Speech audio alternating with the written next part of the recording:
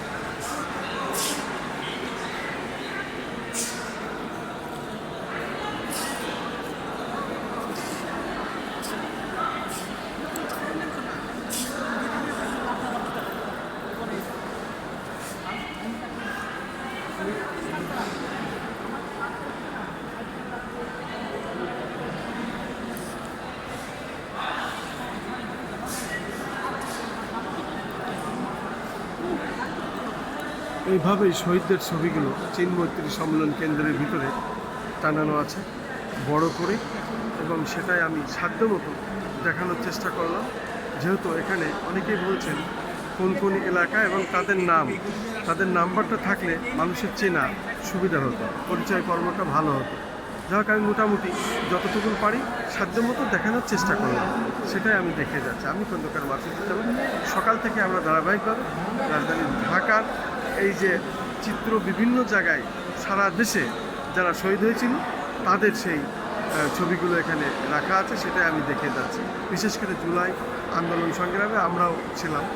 আমিও প্রায় 1 মাস আইসিইউতে ভর্তি ছিলাম মুগদা মেডিকেল কলেজ হাসপাতালে। এর ভিতরে অনেকে বেঁচে আছেন, অনেকে বিশেষ করে আমরা যখন আন্দোলন সংগ্রামে আমরা ছিলাম তখন দেখেছি অনেকে আমাদের পাশে গুলিতে নিহত হয়েছে, অনেকে আহত হয়েছে, অনেকের চোখ ভেঙেছে, চোখ নষ্ট হয়েছে, এবং অনেকেই পঙ্গু হয়ে পড়ে আছে। দেশের বাইরে অনেকে চিকিৎসা নিয়েছেন, দেশেও অনেকে চিকিৎসা নিয়েছেন।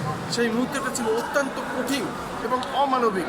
আমরা ঢাকা মেডিকেল কলেজ হাসপাতালে গেছি আহতদের দেখতে, সেখানেও থাকতে দেয়নি পুলিশ, সেখান থেকে আমাদেরকে তাড়িয়ে দিয়েছে।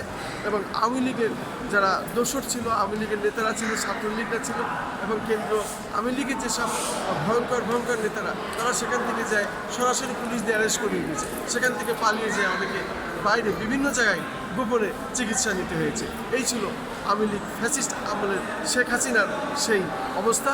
এবং এই মানুষগুলো সে প্রশাসন দিয়ে, তার ছাত্রলীগের দোষক দিয়ে, সন্ত্রাসী দিয়ে সরাসরি একেবারে পাখির মতো গুলি করে হত্যা করেছে এবং আহত করেছে। এই ছিল শেখ হাসিনার ওই আমলের সেই বিভৎস ভয়ঙ্কর চিত্র। সেই চিত্র শহীদগুলো আমি এখন দেখাচ্ছি, যেগুলো আমাদের চোখের সামনে ঘটেছিল সেটাই আমি দেখাচ্ছি, যেগুলো ভাষায় বর্ণনা করা যায় না। এগুলো বলতে গেলে বহুত সময়ের ব্যাপার এবং কান্না চলে আসবে, আমরা যেহেতু সরাসরি এগুলো দেখেছি। আমি খন্দকার মাসুদুজ্জামান, চিনমৈত্রী সম্মেলন কেন্দ্র থেকে আজকে এটাই সাধারণত একটু দেখানোর চেষ্টা করলাম। আসসালামু আলাইকুম।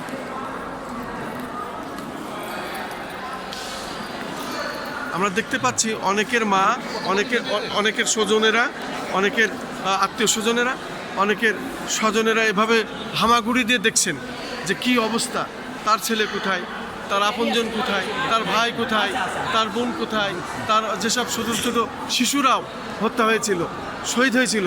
সে আসলে সেই ফ্যাসিস্ট শেখ হাসিনার আমলের সেই ঘটনাগুলো আসলে এগুলো আমরা এখান থেকে যেন আসলে চোখ সরানো যায় না। আমরা দেখানোর চেষ্টা করছি, তাদের ছবিগুলো যতটুকু পারি আমরা দেখানোর চেষ্টা করছি।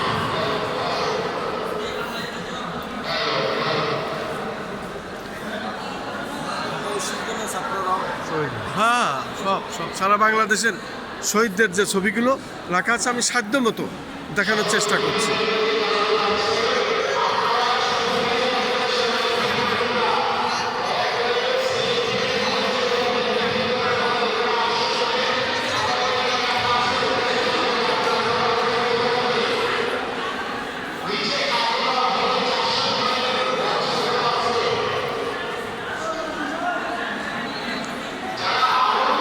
এই ছিল আজকের এই চিত্র, এই ছিল আজকের এই ঘটনা।